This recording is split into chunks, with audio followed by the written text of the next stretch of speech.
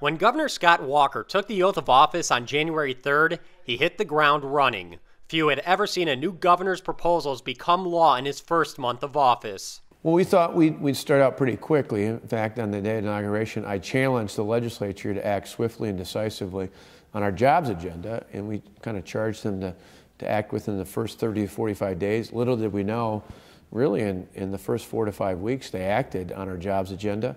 We had no idea we'd have largely a bipartisan level of support. That jobs agenda included tort reform, regulatory reform, tax relief for businesses, and replacing the Department of Commerce with the Wisconsin Economic Development Corporation. While states like Illinois were going up when it came to corporate and individual income taxes, we were moving it down, and we were making it more affordable to do business here. We've seen the results.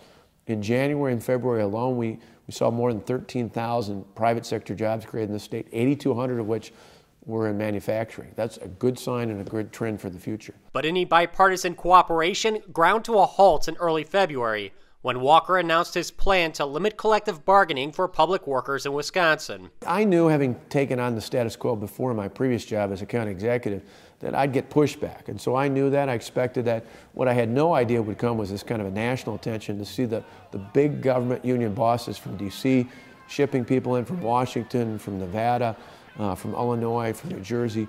It really had no idea that kind of attention out there. And I think that was something between that and the 14 senators taking off.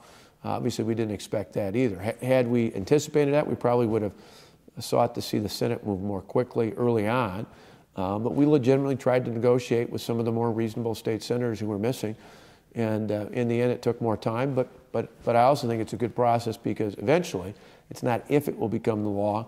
It's a matter of when we actually get to implement the law that's already been signed. Even with the massive protests over, Wisconsin is still receiving a lot of national media attention, a situation unlikely to change soon. But Walker says it's not all bad. I think it gives us a platform in which to make our case. I've told employers that, for people looking at making investments here in the state of Wisconsin, we're the most stable place in the world, or at least one of the most stable places.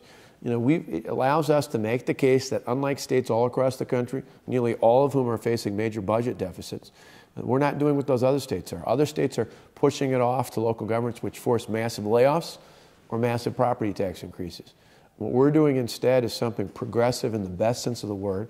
We're giving a third choice, a better choice, and that is to say modest contributions when it comes to pension and health care for employees like me will offset the need and ultimately allow us to protect middle-class jobs and middle-class taxpayers. Walker says moving forward, his administration will continue to focus on job creation. The more we can do with things like venture capital, a positive energy policy, more things to help the free market drive healthcare costs down, not through more government mandates, but through more other better alternatives.